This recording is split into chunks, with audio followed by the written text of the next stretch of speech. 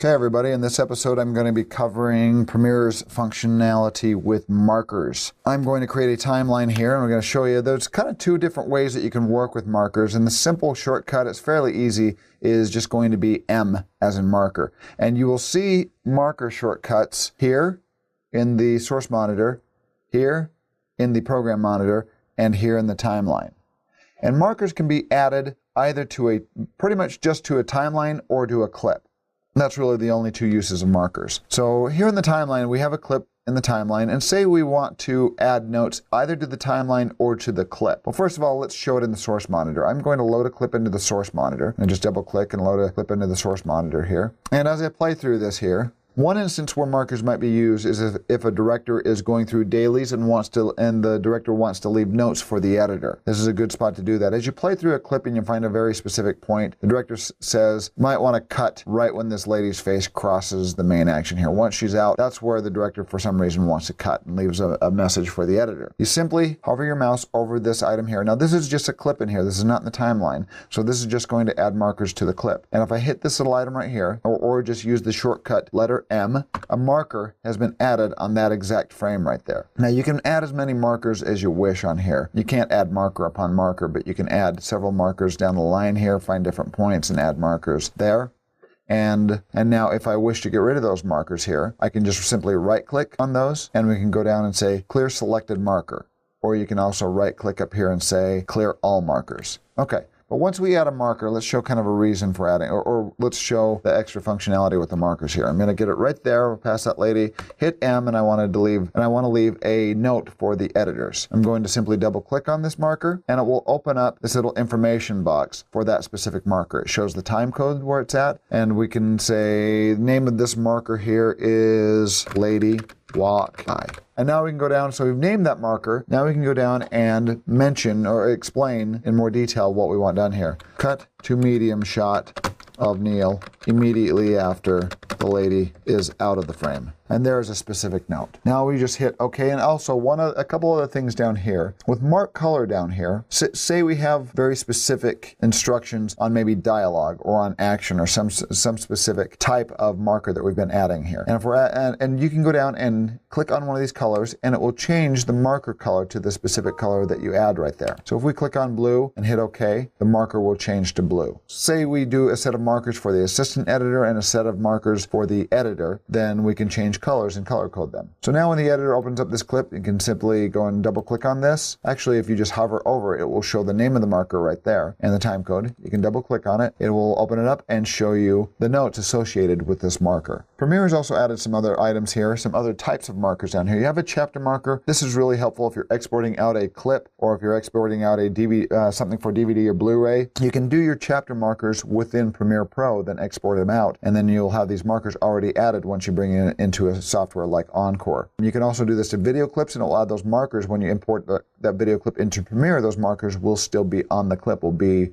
permanently associated with that clip. Down here they've added a couple things like web link. You can actually put a web link in here. So once you click on that, it will open up a web link that you can, if you're doing notes online, say the director is in a different state or across the country, the director can leave notes and link them to a web link or a blog that the editor can then click on and find those comments and be able to make the changes. Okay, the other place you can do markers is going to be in the timeline. Let me add a couple clips here in the timeline and say we've been doing some editing here. So we've got a few clips there. And now let's move through the timeline here and find a point that we want to do a marker here. Let's say on the edit we're going to add kind of a similar marker here. Now one thing you've got to be aware of is, actually let's grab this clip first of all, let's drag this down to the timeline. Notice here that we still have that marker on the clip right there, and that is actually on the clip. In the timeline you can put markers in two different places. You can put markers on the clip or you can put them on the timeline. I'm going to move over here. If nothing is selected in the timeline, by the way, if a couple items are selected and you want to deselect, you can simply just click your mouse away from the clips and it will deselect those. Otherwise, you can also use a shortcut. Keep in mind, Control A is like a select all. So Control A selects everything in the timeline. Shift almost oftentimes makes things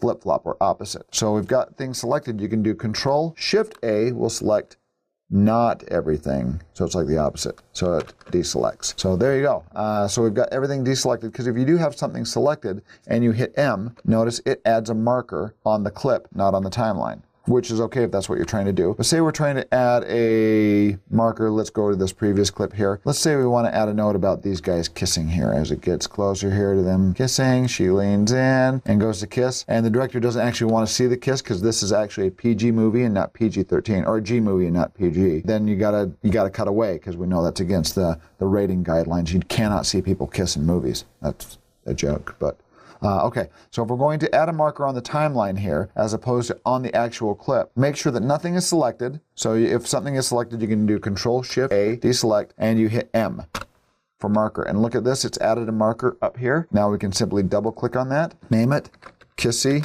Wissy, and now we go down to comments and say cut away before the actual kiss, because kissing's scary. There we go. Hit OK. And now that information's added there. So look at this. We go down to this on the clip, double click on it, and it loads it into the source monitor. So the way to access the markers already in the timeline, if they are on the clip, you have to double click on the clip. It will load it in the source monitor, and then there's the marker right there. Double click on the marker, and it loads. So if you're working in the timeline, I really recommend adding the markers to the timeline and not to the clips. And if you're adding notes to the clips before the editor starts editing, then I would say add your markers in the source monitor on the actual clips. But once the edit's been done, this is really good for adding notes for editors once the edit's been done, once a rough cut's been done. So now I'm going to double click on this right here, this marker, and it loads the name of the marker plus the notes for the editor. There's also a couple other convenient ways of using markers, which I'm going to explain here. One is actually for syncing time code in a multi-camera editing sequence, which I will have a separate tutorial on that coming up here. But right now I'm just going to show another use for multi-camera markers here. Okay, I've got an MP3 here that I've imported. I'm going to drag that into my timeline. Say we're going to be editing to this music track right here. I've got this kind of, I'm going to clear this marker here. Or right click on it and say clear selected marker. And I'm going to show my waveforms here. Shift plus will increase my size of my timeline, of my track height there. And I'm going to turn this down a little bit because I know it's kind of loud music. Now as we play through this is some music from Incompetech.com here. Okay, say we want to edit a montage that goes to the beat of this song here. This is kind of a cool little trick here you can do. I'm going to grab my music and pull it over here a little bit just so I have a little gap, a little bit of pre-roll. And I'm going to get my finger on the M button ready to hit this. I'm going to first of all deselect, Control-Shift-A, my clip, and I've got my finger on the M button, and I'm going to get ready to hit this marker to the beat of this music. As I play,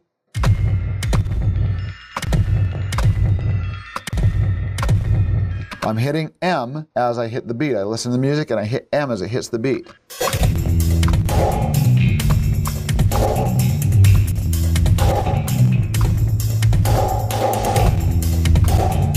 And there I'm just listening to the music. I'm just going tap, tap, tap, tap, tap, tap, tap, just to the beat and hitting those markers on the beat. So now if you're doing like a montage edit, you can use these markers here to edit to.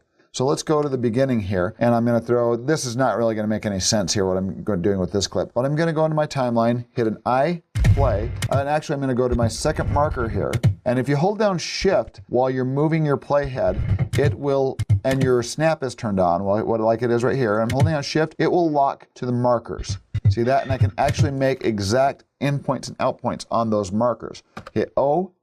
I've got a video clip here. I'm going to turn off my audio on my source patching here and just turn on my video on my source patching here, turn the audio off. So the video is just going to be delivered down here. So I'm going to put an endpoint where I want this clip to start up here, endpoint, and this is called 3-point editing. I've got an endpoint, out point on my timeline, and an endpoint up here. So with my source patching turned off and I got my video assigned to this track right here, I hit period and it drops from this endpoint, filling up this little portion right there. Let's grab another clip here, just a random clip.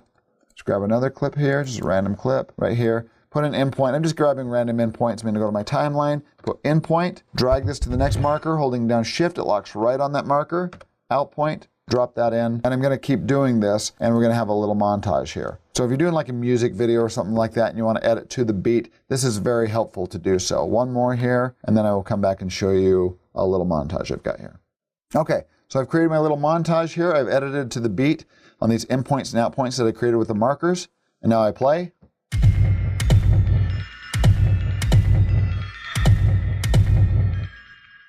This doesn't really make any sense, but in a music video context, this would work pretty well. You can add those markers to the beat, and then you have these little edit points.